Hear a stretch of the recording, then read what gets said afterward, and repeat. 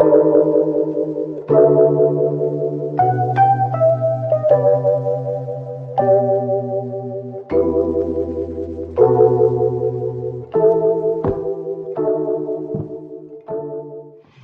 esta clase vamos a hacer algunas consideraciones sobre un concepto que es central, es nodal en el curso, que es el concepto del desarrollo rural puesto como una faceta postergada del desarrollo de nuestra sociedad. Como les dije, vamos a hacer algunas reflexiones a la vuelta de este concepto, de esta idea, lo cual obviamente no va a agotar el tema en sí mismo, sino que esto es una introducción a próximos temas que vamos a ir viendo en el transcurso de este curso. Una primera pregunta disparadora del tema es ¿por qué el desarrollo rural? Bueno, porque aún existen y persisten en gran parte de los segmentos sociales, hay condiciones de pobreza, marginalidad, postergación y estancamiento. Y en razón de que el desarrollo de la sociedad, en particular de la sociedad argentina en su conjunto, fue históricamente asociado al desarrollo urbano-industrial en desmedro de las áreas rurales, en gran parte de los procesos históricos de nuestro país. Eso desembocó, junto con otros procesos, en la construcción de un enfoque tradicional del desarrollo rural, el cual nos hablaba de, partiendo de un diagnóstico de los segmentos sociales rurales, nos estaba diciendo que existen franjas de productores atrasados, conservadores, resistentes al cambio, con limitaciones cognitivas, ineficientes y de baja productividad.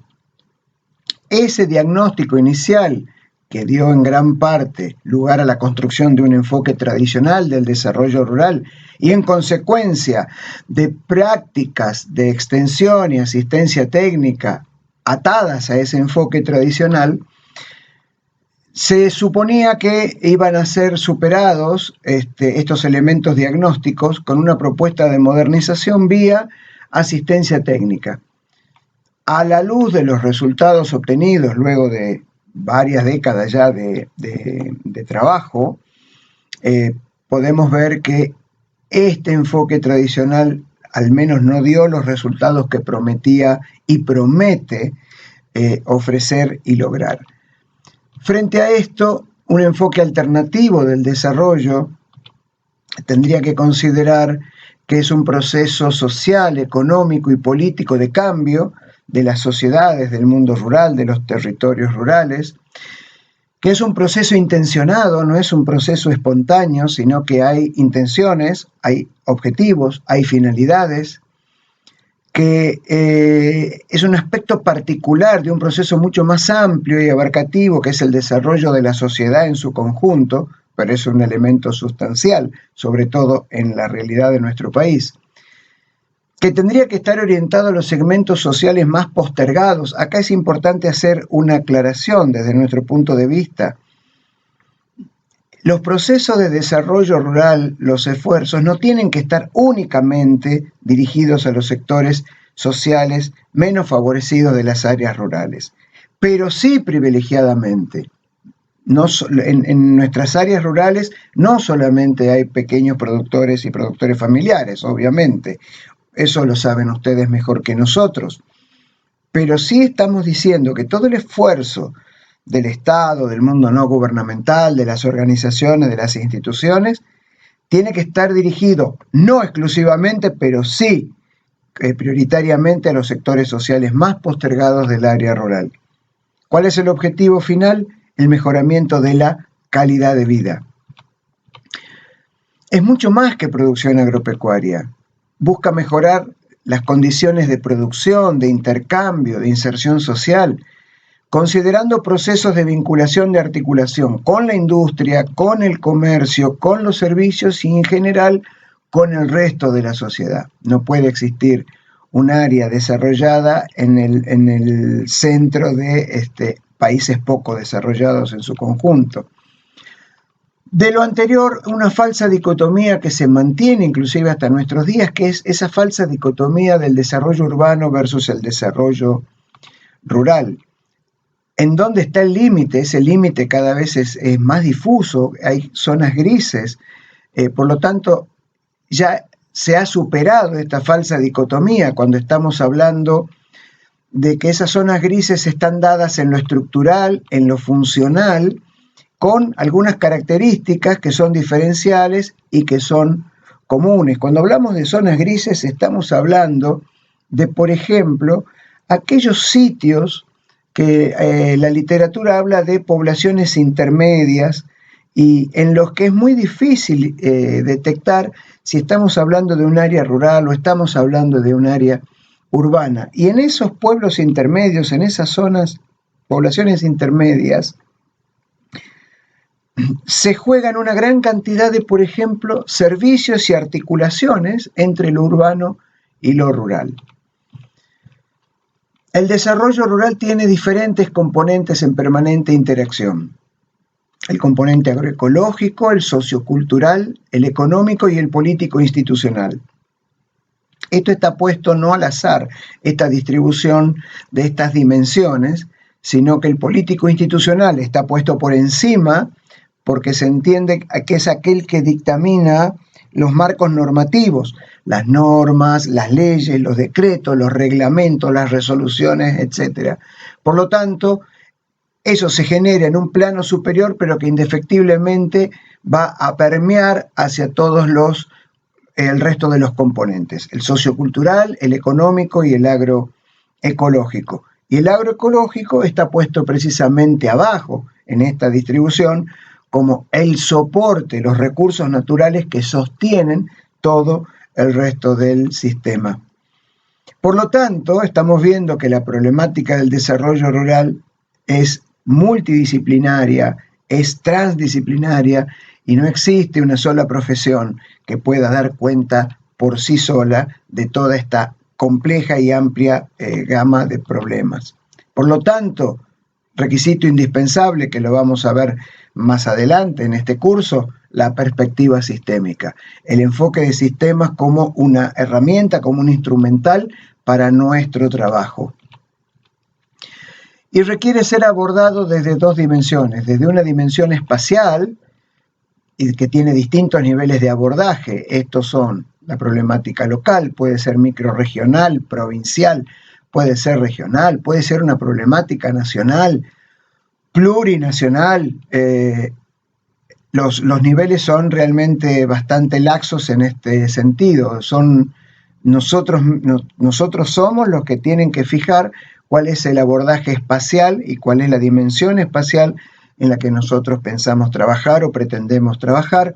Y luego hay una dimensión temporal, en donde se ubica una perspectiva histórica y una dinámica de los procesos. Es decir, las acciones para el desarrollo rural no pueden estar divorciadas del contexto histórico del proceso, del momento que se está pasando, ni, por ende, de las dinámicas de los distintos procesos que se desencadenan y se hilvanan en determinado momento histórico. Por ser un proceso no espontáneo, como habíamos visto hace unos minutos, su ocurrencia estará determinada por la existencia de ¿qué? De instrumentos inductores y ordenadores de procesos de cambio. Los planes, las políticas, los programas, los proyectos, hasta llegar a la acción concreta, es decir, al trabajo del profesional, del asistente técnico, del extensionista, donde nosotros le decimos la acción concreta, el cara a cara. Y estos van a ser todos estos planes, políticas, programas, proyectos y hasta la acción misma diferenciados en función de la particularidad de los sujetos con lo que se esté trabajando. Sea un productor empresarial de capital fijo, mis planes, mis políticas, mi programa y mi acción va a ser distinta a que si yo estoy trabajando con un productor familiar en proceso de descapitalización, por ejemplo. Las acciones para el desarrollo deben ser técnicamente factibles, económicamente viables, culturalmente apropiables y reproducibles y ambientalmente sostenibles. Preferentemente tienen que tener estas 4 cualidades, estas 4 condiciones.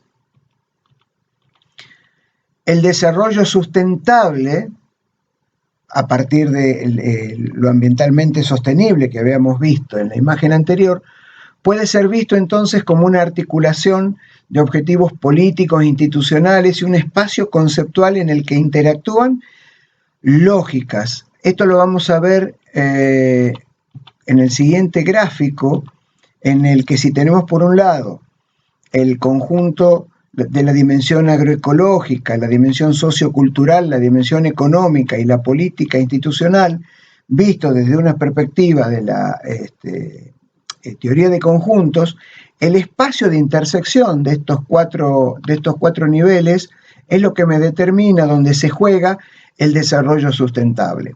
Por lo tanto, si cualquiera de estos niveles está en desequilibrio con el resto, pensemos que el círculo, el conjunto económico, fuese mucho más grande que el resto de los otros 3 conjuntos, no estaríamos en una condición apropiada para hablar de desarrollo sustentable porque no hay una distribución armónica de estas 4 dimensiones necesarias de ser abordadas.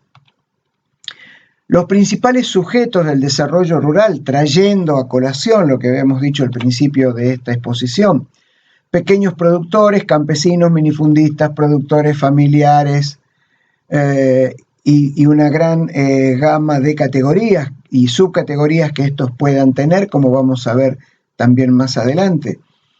¿Cuáles son las características? Bueno, viven con su grupo familiar en el predio, factores limitantes, tierra y capital, y factores de la producción más abundante relativamente el trabajo familiar, producen para el autoconsumo, pero también para el mercado, y venden fuerza de trabajo afuera del predio, fuera de la finca, en el concepto que Pedro Sacumacos desarrollara muy claramente a partir de la década del 90, que es el de la multiocupación y la pluriactividad. ¿Cuál es la importancia de la pequeña producción? Primero, tiene alta capacidad de absorción de fuerza de trabajo. Mantiene el tejido social en el ámbito rural. Esto es un tema clave cuando vamos a hablar del desarrollo rural. Tiene potencial facilidad de inserción en nichos de mercado. Ahí hay muchas experiencias con el tema de los mercados de preferencia.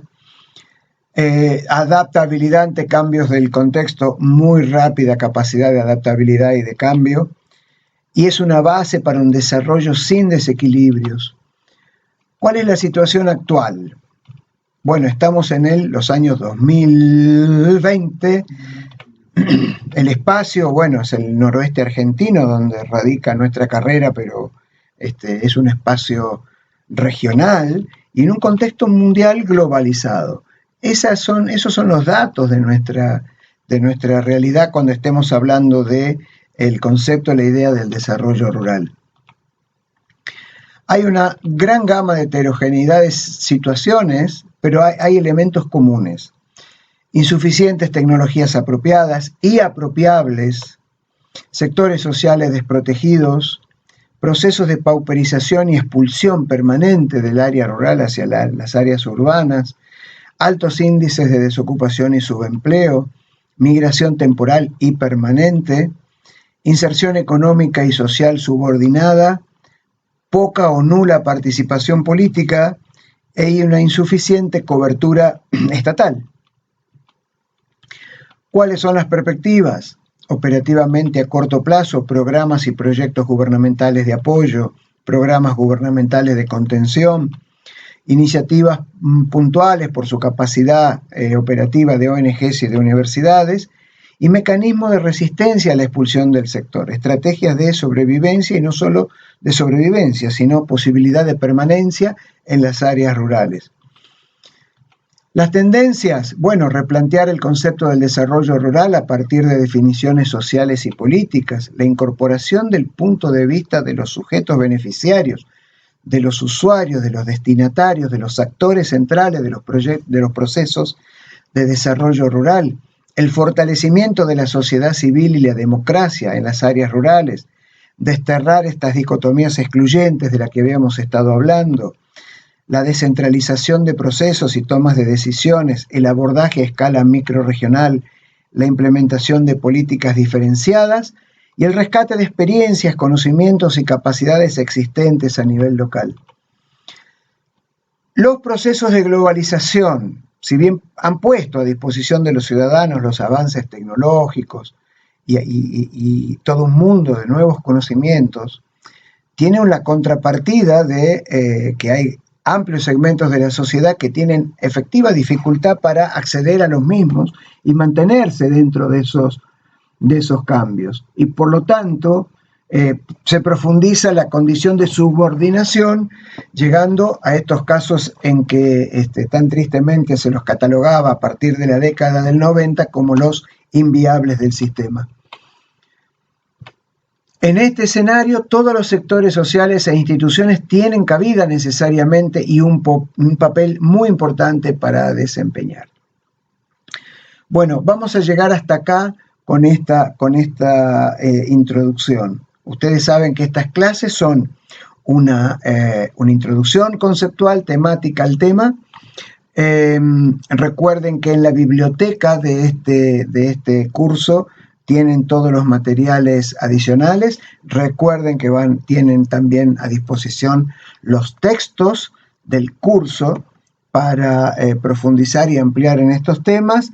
Y también recuerden que tenemos una serie de actividades planteadas dentro del aula virtual que van a estar asociadas a los contenidos que vamos a ir desarrollando a lo largo de este primer curso.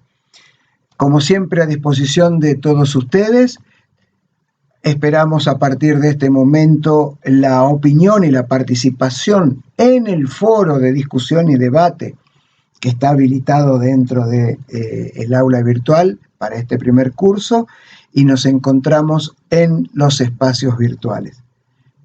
Chao, gracias.